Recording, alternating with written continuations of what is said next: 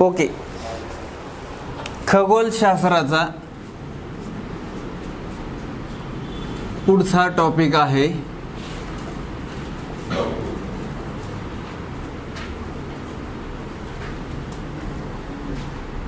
खगोलशास्त्राचा पुढचा टॉपिक असणारे पृथ्वीचे अंतरंग.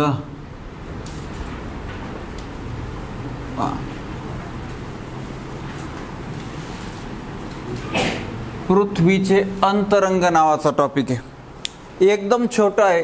तुम्ही राज्यसेवेपासून तर पोलीस भरतीपर्यंत सेंट्रल गव्हर्नमेंट, स्टेट गव्हर्नमेंट कुठल्या परीक्षेला तेच प्रश्न कायम आहेत पहा.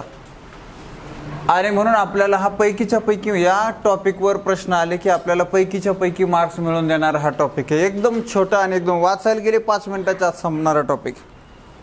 पृथ्वीचे अंतरंग नावातूनच लक्षात येतं की आपल्याला तुम्ही आम्ही एकमेकांना जे पाहतो ते सगळं बाह्य आवरण आहे. बाहेरचं आवरण आपण एकमेकांना पाहतो. तसंच आपल्याला जी रस्त्यानं दररोज चालताना, अनुभवताना, जगताना जी पृथ्वी दिसती ती फक्त वरची आहे. पण ती पृथ्वी आतून कशी बनलेली आहे, म्हणजे भूपृष्ठापासून गाभ्यापर्यंत तिची रचना कशी आहे हे जाणून घेणं म्हणजे पृथ्वीचे अंतरंग. आता पृथ्वीचे अंतरंग हे कशाने बनले हे काय कुणी आज जाऊन पाहिलेलं नाही का? गेले कुणीच नाही गेलेलं आहे. आपण किती खोदकाम केलेले फार कमी. पृथ्वीचे भूपृष्ठापासून गाभ्यापर्यंतची लांबी म्हणजे तिची जी त्रिज्या आहे ती आहे 6371 किलोमीटर. मला सांगा, एवढ्या किलोमीटर आतमध्ये पृथ्वीच्या कोणी जाऊ शकते का? कोणी गेलेलं नाही, जाऊन मोजलेलं नाही. मग ज्वालामुखीच्या माध्यमातून, भूकंपाच्या माध्यमातून पृथ्वीच्या अंतरंगातील जे घटक भूपृष्ठावर आले त्या घटकांचा अभ्यास केला. त्या घटकांमध्ये आढळणाऱ्या पदार्थांमध्ये भिन्नता आढळली, वैविध्य आढळलं आणि त्याचाच विचार करून संशोधकांनी पृथ्वीच्या अंतरंगाचे काही प्रमुख भाग पडलेत आणि त्याच्यावर परीक्षेला प्रश्न विचारले जातात. ओके, तो भाग आपल्याला पाहायचा आहे. तर पृथ्वीचे अंतरंग नावाचा हा टॉपिक आपल्याला शिकत असताना ही आपली पृथ्वी. या पृथ्वीच्या भूपृष्ठापासून तर पृथ्वीच्या गाभ्यापर्यंतचं हे जे अंतर आहे ती आपल्या पृथ्वीची त्रिज्या आहे आणि ती त्रिज्या आहे 6371 किलोमीटर. आणि मग या पृथ्वीच्या अंतरंगातून भूपृष्ठावर बाहेर येणाऱ्या घटकांच्या वैविध्यामुळं, व्हेरिएशनमुळं जे काही व्हेरिएशन, विविधता आढळली त्यानुसार पृथ्वीच्या अंतरंगाचे प्रमुख 3 भाग केलेले आहेत. पृथ्वीच्या अंतरंगाचे प्रमुख 3 भाग केले, परंतु तरीही असा प्रश्न आतापर्यंत आलेला नाही, इथून पुढे बी येणार नाही, पृथ्वीच्या अंतरंगाचे किती भाग, असा प्रश्न येणार नाही. फक्त आपल्याला समजण्यासाठी, लक्षात ठेवण्यासाठी. मी 2007 पासून शिकवत असताना पोरांमध्ये एक कन्फ्युजन मी पाहिले.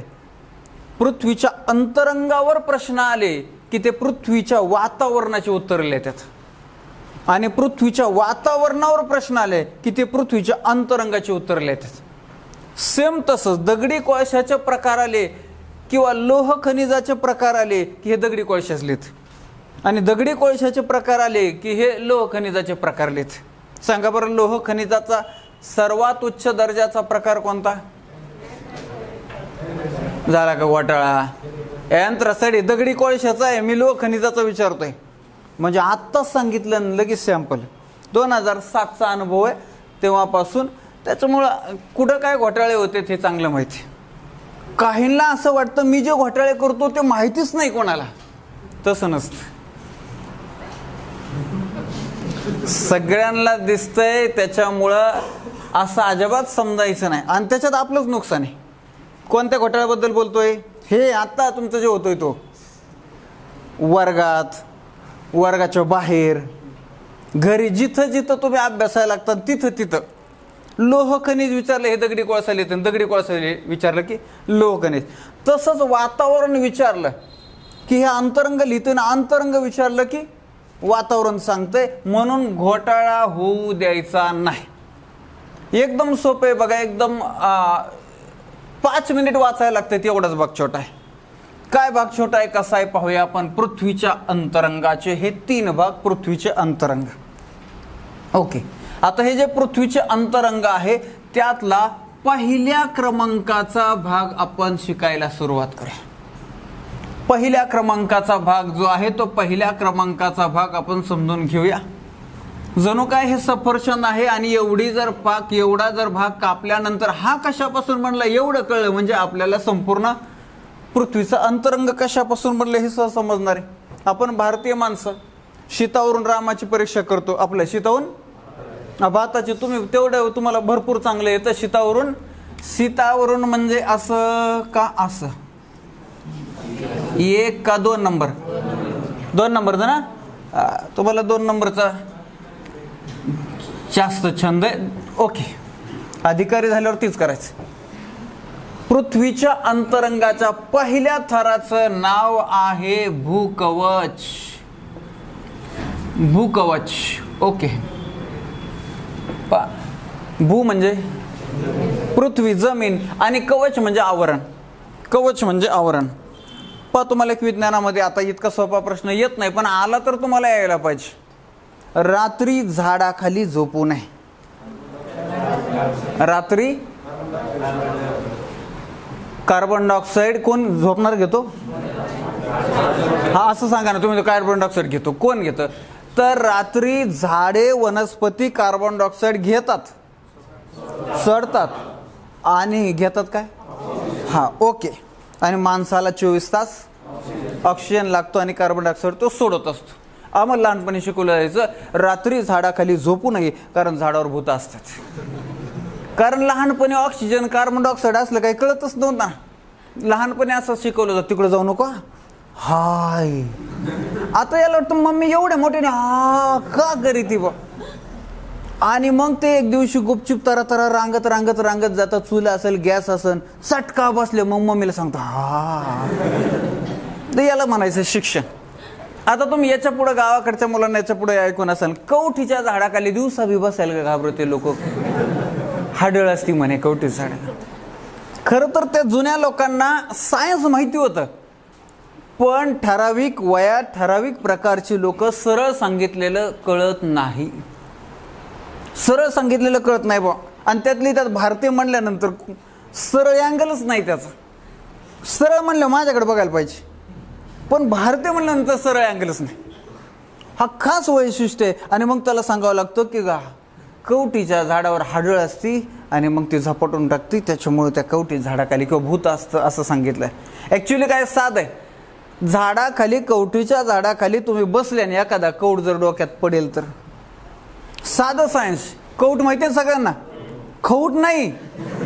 हा तर अशा रीतीनं आपल्या पृथ्वीचं बाह्य आवरण हे अत्यंत कठीण अशा घन खडकांनी बनलेलं आहे. त्याच घन खडकांना आपण भूकवच म्हणतो.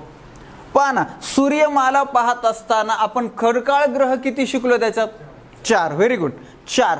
तर त्या खडकाळ ग्रह म्हणजे काय? तर या ग्रहांभोवती कठीण खडकांचं आवरण आहे आणि पृथ्वीच्या भोवती असणाऱ्या अशा प्रकारच्या कठीण खडकांच्या आवरणाला भूकवच म्हणतात. झालं. 3 थर शिकायचेत आपल्याला. त्यातला हा पहिल्या क्रमांकाच्या थराचा शब्दशः अर्थ किंवा व्याख्या आपण पाहिली. आता पुढे जाऊया. भूकवचाची जाडी.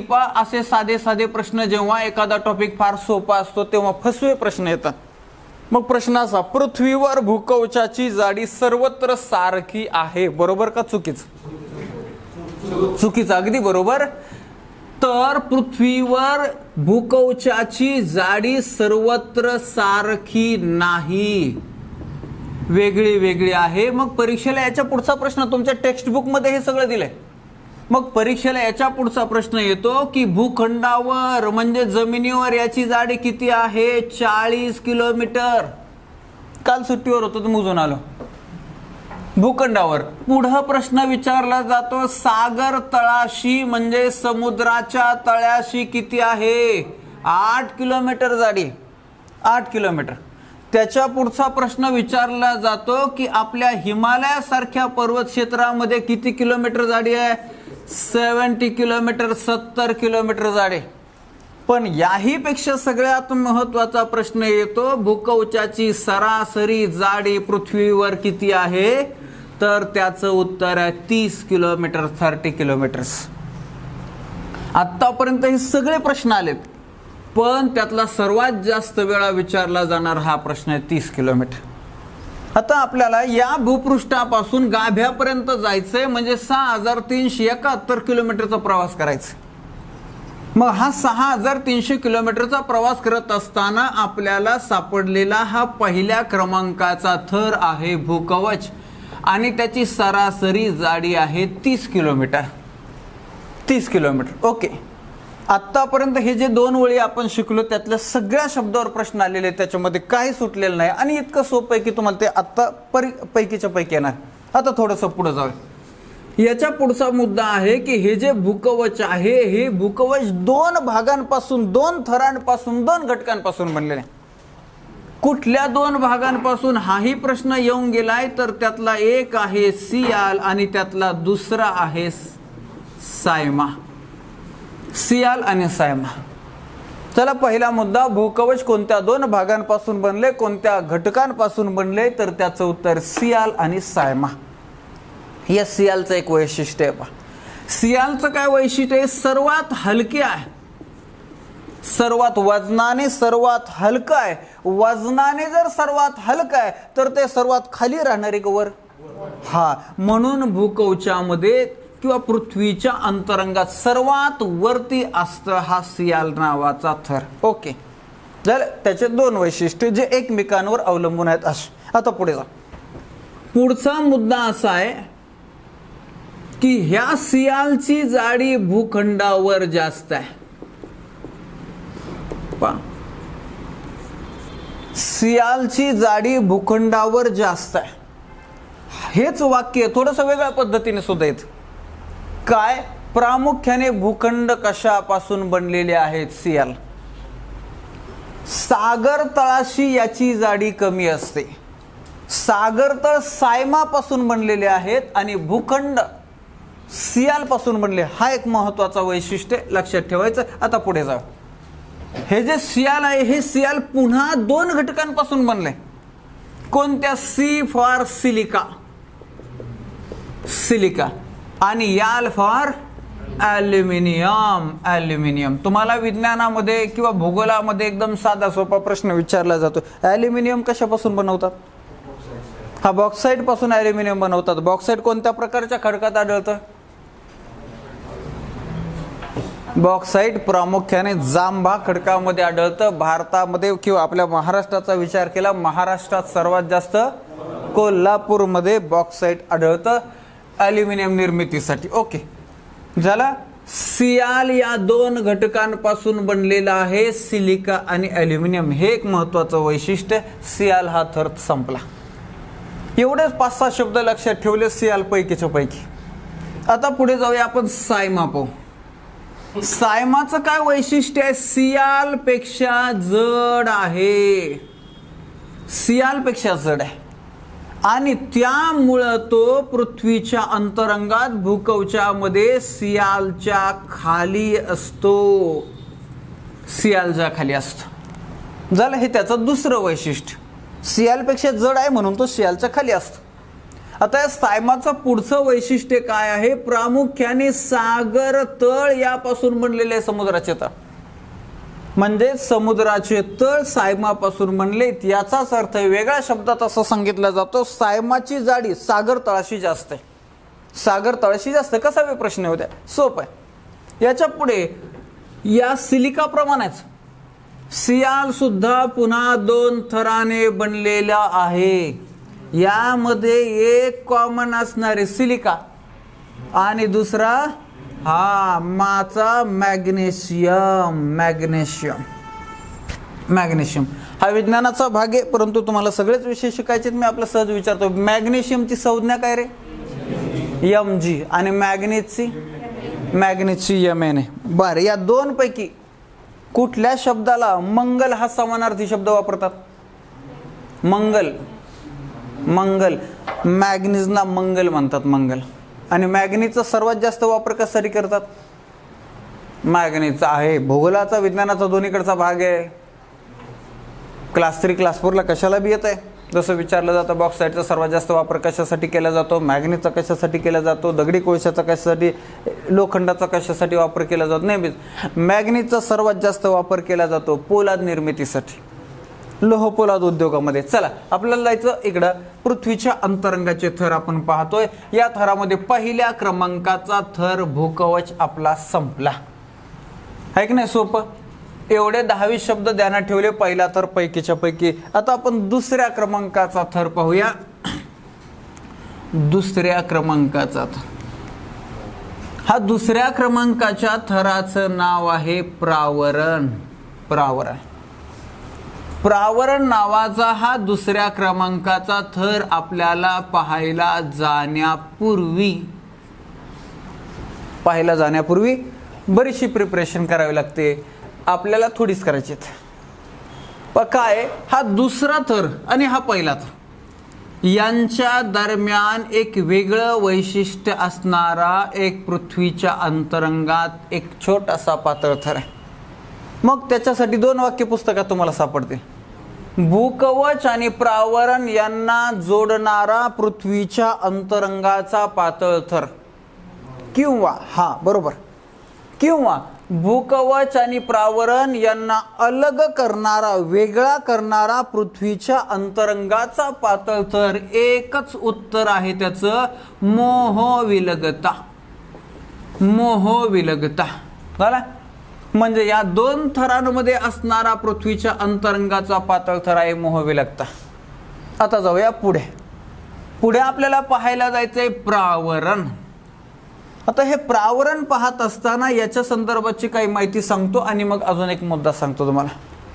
अगोदर तुम्हाला प्रावरणाचा विस्तार सांगतो. हा विस्तार सगळ्या परीक्षांना येत असतो. प्रावरणाचा विस्तार आहे 2870 किलोमीटर, म्हणजे 2870 किलोमीटर एवढा त्याचा विस्तार आहे. चला हे 30 किलोमीटर सापडलं. त्याच्यानंतर हे 2870 किलोमीटर सापडलं. पुढे बघूया काय होतं. प्रावरण. बर, या प्रावरण, हे प्रावरण कशापासून बनलंय हाही प्रश्न परीक्षेला विचारला जातो आणि हा अत्यंत कॉमन आहे. कशापासून बनलं रे. बर, लोह आणि मॅग्नेशियम या 2 घटकांपासून प्रावरण बनलेलं आहे. आता तुम्हाला सांग, काही पुस्तकामध्ये भूकवच्या नंतरचा दुसऱ्या क्रमांकाचा थर दिलाय शिलावरण. भूकवच्या नंतरचा ऍक्च्युली हा स्वतंत्र वेगळा पृथ्वीच्या अंतरंगाचा थर नाही. हा या प्रावरणाचाच एक भाग आहे. मग तरी याला वेगळं नाव का दिलं, तर प्रावरणाच्या या वरच्या 100 ते 200 किलोमीटर भागात प्रचंड उष्णता आहे आणि या उष्णतेमुळे या भागामध्ये खडक वितळतात. खडक वितळतात. साधं सोपं तुम्हाला सांगतो. आपण कोणत्या पठारावर आहेत. दख्खनच्या पठारावर आहे. बरोबर आहे. दख्खनच्या पठाराची उत्तर सीमा कोणत्या नदीने निश्चित केली. नर्मदा. नर्मदा बरोबर. मोठ्यानं सांगायला जायचं नाही. भारतीय पठाराचे नर्मदा नदीमुळे किंवा नर्मदा नदीच्या खचदरीमुळे 2 भाग होतात. नर्मदा नदीच्या दक्षिणेचा दख्खनचा पठार. या दख्खनच्या पठारामध्ये आपला आहे महाराष्ट्र पठार. मग महाराष्ट्र पठार येऊ नाही तर दख्खनचे पठार येऊ. कोणत्या खडकापासून बनलं. अगदी बरोबर, बेसॉल्ट म्हणजे अग्निजन्य खडकापासून ते बनले. आता हे बेसॉल्ट खडकापासून बनले. हे बेसॉल्ट खडक आला कुठून. हा म्हणजे फार लहानपणीची गोष्ट आहे. तुम्हाला आठवतं की नाही बघा. तुम्हाला कालचं आठवत नाही त्याच्यामुळं एवढ्या लहानपणीचं 70 दशलक्ष वर्षापूर्वीची गोष्ट. त्यावेळेस काय झालं होतं, आपल्या भारताच्या या दक्षिण भागामध्ये अशी भली मोठी भेग पडली होती. एवढी मोठी. हात असा गेला होता घसरून, असं गचंड्याला धरून वर काढलाय. तर एवढे मोठी भेग पडली. 29 वेळा भ्रंशमूलक प्रकारचा उद्रेक झाला आणि पृथ्वीच्या अंतरंगातला लावारस वरती आला. लावारस म्हणजे काय होतं, खडकच वितळलेले आणि हा लावारस सगळीकडे पांगला, पसरला, थंड झाला, परत खडक तयार झाले. परत खडक तयार झाले. अशा रीतीची गोष्ट. पाना आत्ता फी रूपाने तुम्ही मला पैसे देता. बरोबर. आत्ता फी रूपाने तुम्ही मला पैसे देता थोड्या दिवसाने कुठल्या तरी चौकात ड्युटी करताना, तलाठी झाल्यानंतर, थोडे जास्त तहसीलदार झाल्यावर, म्हणजे हे निसर्गाचं चक्र तसंच. आणि या चक्रामध्ये जर कोणी बसला नाही तर तो बाहेर टाकला जातो ह्या सिस्टममध्ये. म्हणजे एखाद्याने फी नाही भरली त्याला कशाची नोकरी. हा हे निसर्गाचं चित्र आहे, आपलं तर काय विषय नाही. तुम्हाला सांगतो असं साधं सोपं आहे बघा, निसर्गाचं हे साधं सोपं चक्र आहे. तुम्हाला काय सांगत होतो, हा तर बेसॉल्ट खडक लाव्हा रसापासून तयार झालाय, म्हणून तर आपल्या पठाराला लाव्हा पठार असंही म्हणतात. तर हे लाव्हा रस येतोय कुठून, तर इथं प्रचंड उष्णता असल्या कारणानं तिथं खडक वितळतात आणि अशा वितळलेल्या खडकापासून लाव्हा रस किंवा शिलारस तयार होतो. आणि म्हणून प्रावरणाच्या या छोट्याशा थराला शिलावरण असं नाव दिलेलं आहे. शिलावरण असं नाव. असाही प्रश्न परीक्षेला येऊन गेलाय की लाव्हारस तथा शिलारस पृथ्वीच्या अंतरंगाच्या कोणत्या थरात तयार होतो, तर अनेकदा हाच पर्याय आलेला आहे प्रावरण. प्रावरण पण एकदम साधा सोपा पृथ्वीच्या अंतरंग वातावरणावर एक प्रश्न विचारला जातो. काय, सूर्याकडून येणारे अतिनील किरण वातावरणाचा कोणता थर शोषून घेतो, ओझोनचा थर. बरोबर. पण मला सांगा, पृथ्वीच्या वातावरणात जे काही थर आहे त्यामध्ये ओझोनचा मुख्य थर नाही. हा स्थितांबरामध्ये ओझोनचा थर आहे. म्हणजे वातावरणात ओझोनचा थर आहे, मात्र तो कुठल्या तरी वेगळ्या थरात आहे. तसंच शिलावरण नावाचा पृथ्वीच्या अंतरंगात थर आहे, मात्र तो प्रावरणाचा एक भाग आहे. आणि म्हणून तुमच्या टेक्स्ट बुक मध्ये शिलावरणाची व्याख्या अशी केलेली आहे, भूकवच्या लगतचा. लगतचा म्हणजे काय बघा ना, असा प्रश्न आला होता, मला वाटतं STI 2016 का 17ला सोपा होता आणि 17च्या TETला आला होता. मी थोडा फिरून विचारतो, अरबी समुद्रालगतचा कोकण म्हणजे काय. अरबी समुद्रालगतचा कोकण खलाटी. अगदी बरोबर. आणि सह्याद्री लगतचा कोकण वलाटी. खलाटी वलाटी म्हणजे बा टॉपिक तोच आहे, फिरून विचारतात तसं माहिती आपल्या डोक्यात पाहिजे. भूकवच्या लगतचा प्रावरणाचा असा थर ज्या थरामध्ये शिलारसाची लाव्हारसाची निर्मिती होती तो म्हणजे शिलावरण. ओके. म्हणजेच प्रावरण शिकत असताना आपल्याला शिलावरण आणि त्याचं वैशिष्ट्यही माहिती असायला पाहिजे. दुसऱ्या क्रमांकाचा प्रावरण थर आपला संपला. याच्यानंतर तिसऱ्या क्रमांकाचा थर आपल्याला पाहायचा आहे, त्याचं नाव आहे गाभा. हा इथं हा एवढा जो आहे तो पृथ्वीच्या अंतरंगाचा हा तिसरा थर आहे, याचं नाव गाभा. याचा विस्तार जर पाहायला गेलं तर 3471 किलोमीटर एवढा विस्तार आहे. 3400 पाना 30 किलोमीटर, 2870 किलोमीटर, 3471 किलोमीटर टोटल बघूया. 1 7 आणि 3 10 आणि 7 17, 1 4 आणि 1 5 8 आणि 5 13, 3 आणि 3 6, 6371 किलोमीटर आपली त्रिज्या आहे इकडं. म्हणून यांचा विस्तार सुद्धा परीक्षेला येत असतो आणि हा असा विस्तार आहे ज्याला गाभा पाहतोय. आणि या गाभ्याचा विस्तार आपण इथं लिहून घेऊया. 3471 किलोमीटर, 3471 किलोमीटर एवढा विस्तार आहे गाभ्याचा. पृथ्वीच्या अंतरंगात अत्यंत कठीण असे खनिजे पृथ्वीच्या अंतरंगाच्या कोणत्या थरात सापडतात असा प्रश्न आला तर गाभा. आता गाभा या थराचं वैशिष्ट्य पाहायला जाण्यापूर्वी जसं आपण इथं एक वेगळ्या प्रकारचा थर पाहिला तसाच इथं ही एक वेगळ्या प्रकारचा थर आपल्याला पाहायचा. प्रावरण आणि गाभा यांना अलग करणारा पृथ्वीच्या अंतरंगाचा पातळ थर म्हणजे हा थर आहे, त्याचं नाव आहे गटेनबर्ग विलगता. गटेनबर्ग विलगता. जोहान्स गटेनबर्ग कोणत्या देशाचा झालंय आपल्या इतिहासाच्या पहिल्याच लेक्चरला. Johannes Gutenberg. मी देश लक्षात ठेवण्यासाठी एक क्लुप्ती सांगितली होती. जर्मनी. जर्मनी नाव काय त्याचं जोहान्स. जोहान्स ज वरून सुरुवात आहे आणि त्याच्या देशाची सुरुवात सुद्धा ज पण. असं आपले काहीतरी क्लुप्ती 10 वेळा वाचण्यापेक्षा काहीतरी डोक्यामध्ये, शक्यतो स्वतःने तयार केलेल्या क्लुप्त्या जास्त लक्षात राहतात. म्हणून अभ्यास करत असताना स्वतःच्या क्लुप्त्या तयार करायच्या. मग काय कुठले बी असेल, समजा तुम्हाला जोहान्स गटेनबर्गचे जर्मनी ध्यानात ठेवायचं, ज हा शब्द ध्यानात ठेवायचा आहे, तर तुमच्या आवडीचं काही नाव असेल, जवळचं नाव असेल, हा पर्सनल मॅटर चांगला लक्षात राहतो. दुसऱ्याने तयार केलेल्या कृत्या सगळ्याच फायद्याच्या ठरतील असं नाही. जोहान्स गटेनबर्ग कशासाठी माहिती आहे तुम्हाला? हा, अगदी बरोबर. छपाई यंत्राचा शोध लावला. इसवी सन 1450 मध्ये छपाई यंत्राचा शोध लावला आणि त्याचं आपल्या जगात या विश्वामध्ये छपाई यंत्राच्या शोधामुळं फार मोठी क्रांती झाली. म्हणून तर त्याचा जन्मदिन जागतिक मुद्रण दिन म्हणून साजरा करतात. जोहान्स गटेनबर्गचा जागतिक मुद्रण दिन कधी असतो? कोणत्या फेब्रुवारीला?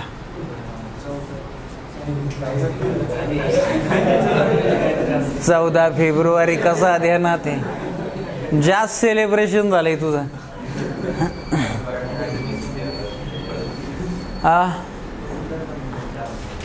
10 दिवस पुढे जायचं.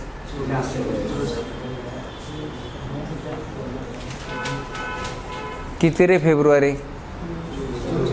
नक्की आता मी म्हणतोय म्हणून. बरं, जागतिक मुद्रण दिन. रोज दिन तर तुमचे पाठ असायला पाहिजे. हातची मार्क आहे. दिन विशेषवर प्रश्न आला 1 जानेवारी ते 31 डिसेंबर. राज्याचे, राष्ट्राचे आणि जगाचे तीनही दिन माहिती पाहिजे. चला, जोहान्स गटेनबर्ग विलगता. जाऊया परत आपण आपल्या या थराकडे. गाभा झालं. गाभा नावाचा हा जो थर आहे, गाभा नावाच्या या थराबद्दल माहिती पाहतोय. या थराचे 2 भाग केलेले आहेत.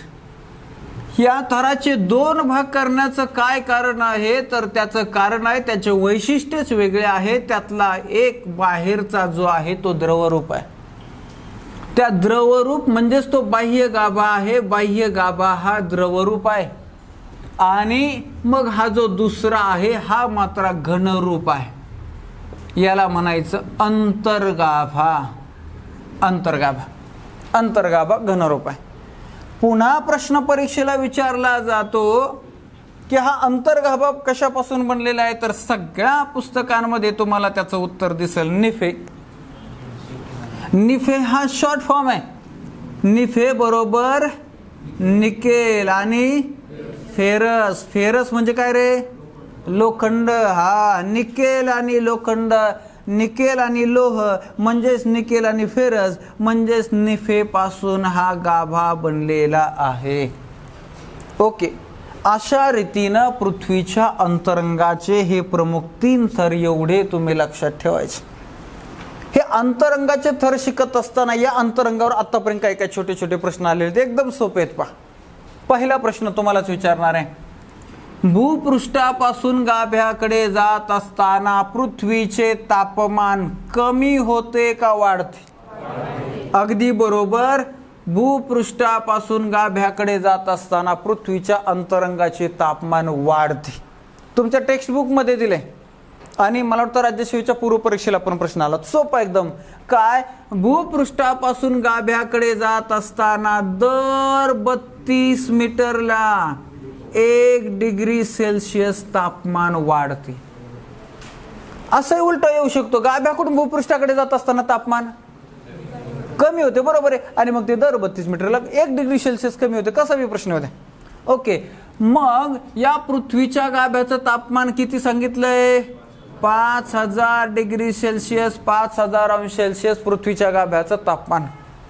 चला, हा एक महत्वाचा मुद्दा. पुढचा नियम. हा प्रश्न खूप वेळा आलेला आहे. हिशोब करीत बसायचं नाही, हिशोब जुळत नाही. काय? तर 32 मीटरला 1 डिग्री सेल्सिअस वाढते, तर मग 64ला किती, मग किती, मग 6371 किलोमीटरला. भानगडीत पडायचं नाही. आपलं टार्गेट आहे परीक्षेच्या प्रश्नाचं उत्तर लिहायचं आणि पगार घ्यायचं. बरोबर आहे की नाही? त्याच्यामुळे एवढं डोक्यात. आता पुढचा दुसरा नियम. दुसरा नियम तुम्हाला काय सांगतो की भूपृष्ठापासून गाभ्याकडे जात असताना आढळणाऱ्या पदार्थांची घनता वाढते का कमी होते? वाढते. जसं तापमान वाढतंय तशी घनता बी इथं वाढते. ध्यानात राहू दे. भूपृष्ठापासून गाभ्याकडे जात असताना पृथ्वीच्या अंतरंगात सापडणाऱ्या घटकांची घनता वाढते. दुसरा नियम पाहिला. आता तिसरा सांग. कंबाईनला सुद्धा तो टॉपिक नाही, राज्यसेवेला टॉपिक आहे, UPSCला टॉपिक आहे. भूकंप. तरी त्याला क्लास 3 क्लास 4ला आपले साधे साधे सोपे सोपे प्रश्न येतात. मग तुम्हाला कधी कधी किल्लारीच्या भूकंपाचं साल येऊ शकतं किंवा असे साधे साधे प्रश्न. जगात सर्वात जास्त भूकंप कुठल्या देशात होतात?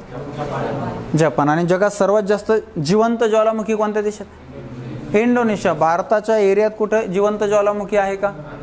अंदमान निकोबार बेट समूहावरती एक जिवंत ज्वालामुखी आहे, त्याचं काय नाव? बॅरन नावाचं. Very good. काय हुशार आहे तुम्ही. ओके. तर मला काय सांगायचं आहे की पृथ्वीच्या अंतरंगात नेहमी काही ना काही घडामोडी. पृथ्वीवरून एकदम शांत दिसते, तुम्ही जशी इथं बसलेत तशी, पण अंतरंगात मात्र काही ना काही घडामोडी चालू असतात. अंतरंगात काही ना काही रात्री मेसेज टाकला होता, रिप्लाय आला नाही, पप्पाने तर पाहिला नसावा, मम्मीने तर पाहिला नसावा, हा सकाळी सकाळी आंघोळ करून आलाय क्लासमध्ये पण डोक्यात चक्र एकच.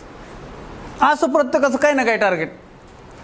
तसंच इथं पृथ्वीच्या अंतरंगात काही